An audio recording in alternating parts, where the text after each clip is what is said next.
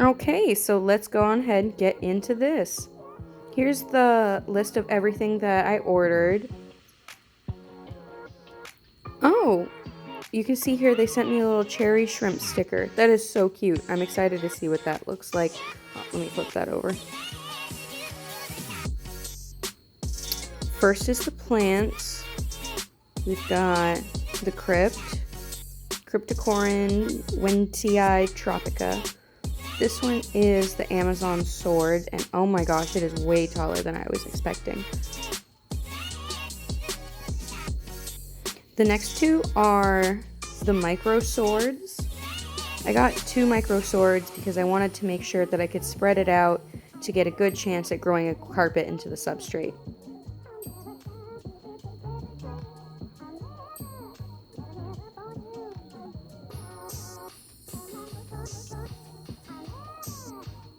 I got some root tabs for the plant babies because they're all heavy root feeders, and some test strips. The ones from Aquarium Co-op actually test for a bunch of different chemicals, so they're really easy to use and it's not like the liquid stuff.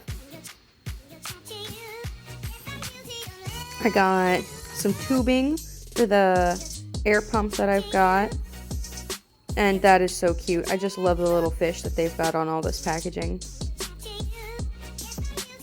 Oh, that is what I was so excited for. Finally, a sponge filter. I've heard the sponge filters are a lot easier to use than like hang on the back or canister filters, and I made sure to get one for a 20-gallon.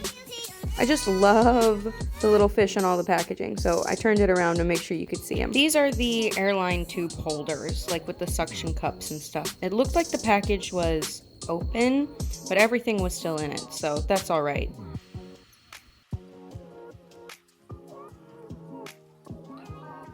And this one is the Swiss Airstone.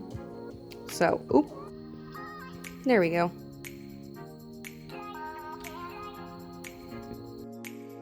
I've got a check valve just in case. I don't know if the pump's going to be above or below the aquarium, but I knew that it would be important. Oh, and I forgot at the bottom of the box, I had a thermometer. And the sticker! That is so cute. I don't know where I'm going to put it, but it is adorable.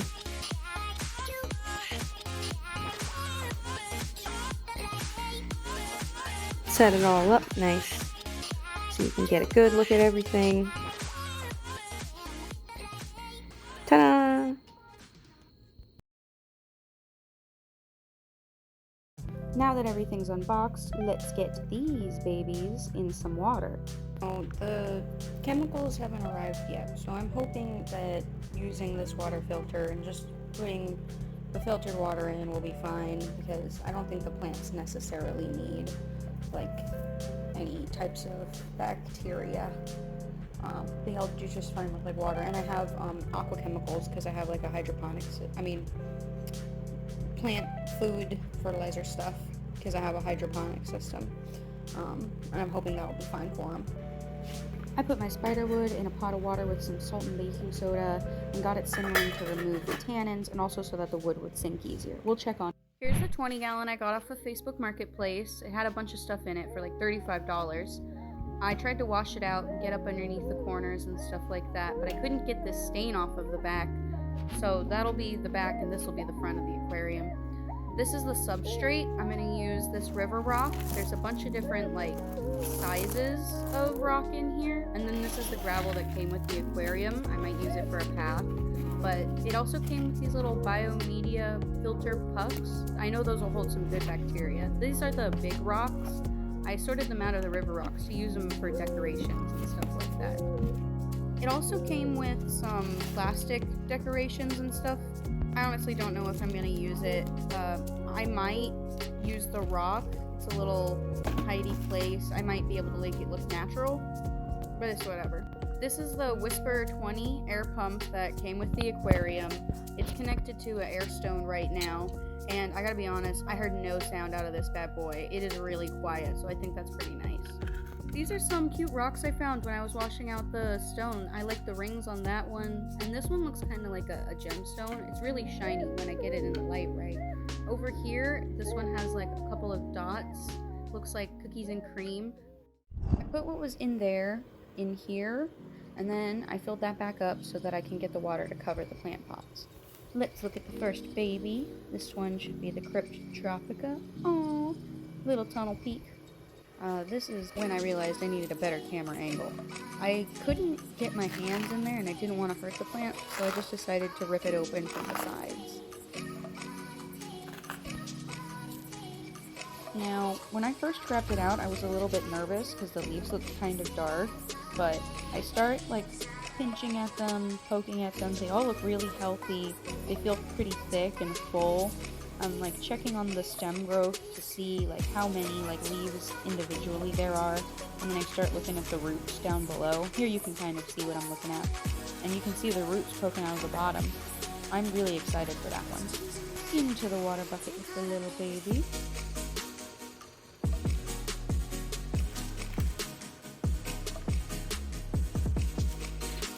Moving on to the micro swords.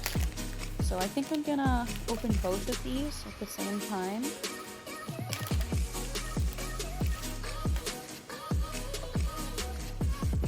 Take a little peek, tunnel peek, just like the crypt. A little struggle on this one. There we go. Alright, not as pretty of a tunnel peek as the last one. I'm opening this one the same way as the other, just tearing it right down the sides.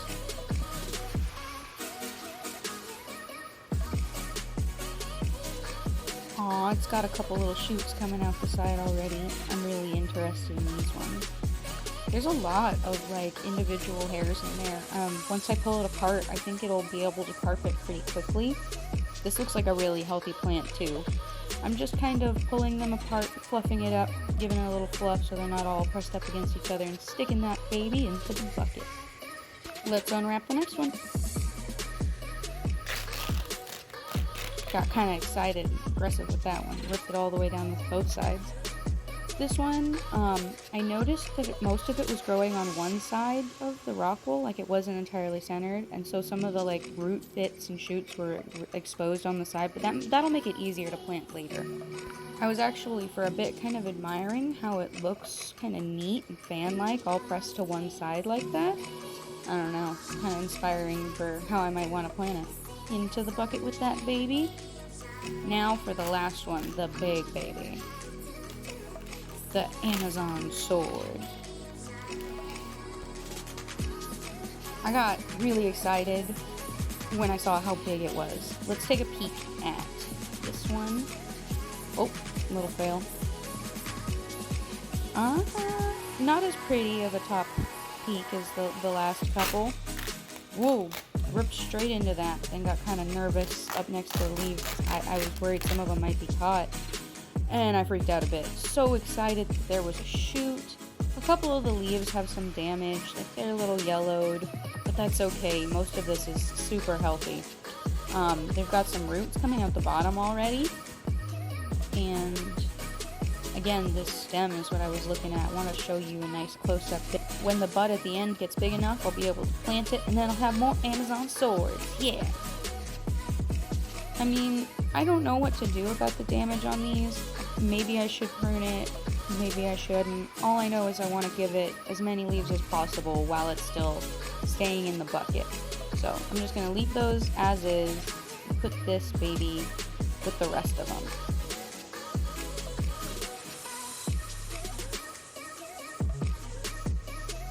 Give me just a second and I'll give you guys a better view.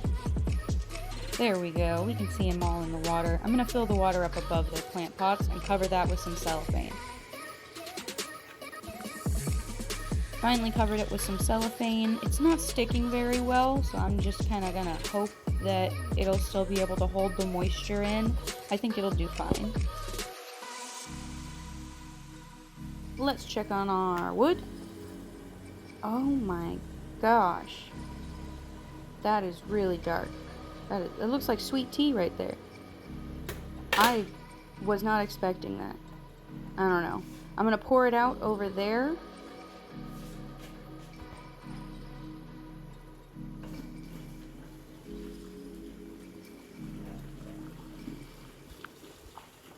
Always pour water away from yourself. I start turning it this way just to get you to see a better like view of how dark that water really is.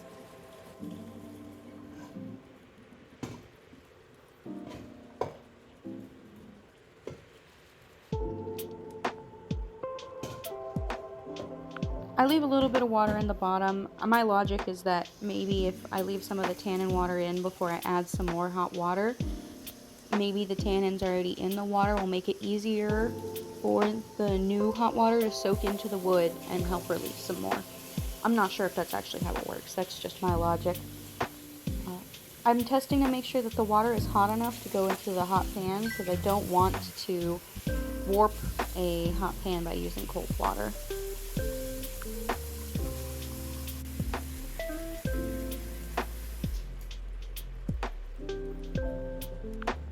I try and resituate the wood because I don't want any little bits sticking out the top, but that is some hot water. Yep, nope, still can't pick that up. That is too hot. Gonna put this bad boy back on the stove. I might as well pour out a little bit of water. I don't want it to boil over, but I'm gonna have the lid on anyway. Let's check in on the state of our plant babies. Ooh, I can see some condensation on the top, so I know that they've got some moist air. And looking in, I don't really see any bugs, which I'm pretty excited for. I know that bugs like to hide in tight, moist spaces. Been playing around with the wood for a bit, and I've got it into a position I think I like. It's got a bunch of like fun angles, but not sure which angle I want to put it at or where in the aquarium quite yet. I want to stick it. I know that this is my favorite face of this thing, and the top is my favorite face of that thing, and I couldn't really pick a favorite like pretty side. I just really like that little spindly doodad. Plants look like they're doing okay in the bucket. I don't have any bugs, so I'm really glad about that, but I don't see any moisture on the top anymore. Let's just hope my stuff from KG Tropicals gets here soon. I think I'm gonna move them over a bit. Kind of put it underneath here next to the rest of my plants and stuff. Here are some of my porch plants. Comment down below if you want to see me like do like a plant tour where I show you all my babies. They've all got little names and stuff. There we go. Nice and snug. That's all that I've got for today. Thank you so much for watching to the end of the video, you guys. Don't forget to like and subscribe. Happy fish keeping, and tell your fin babies Asia says hi.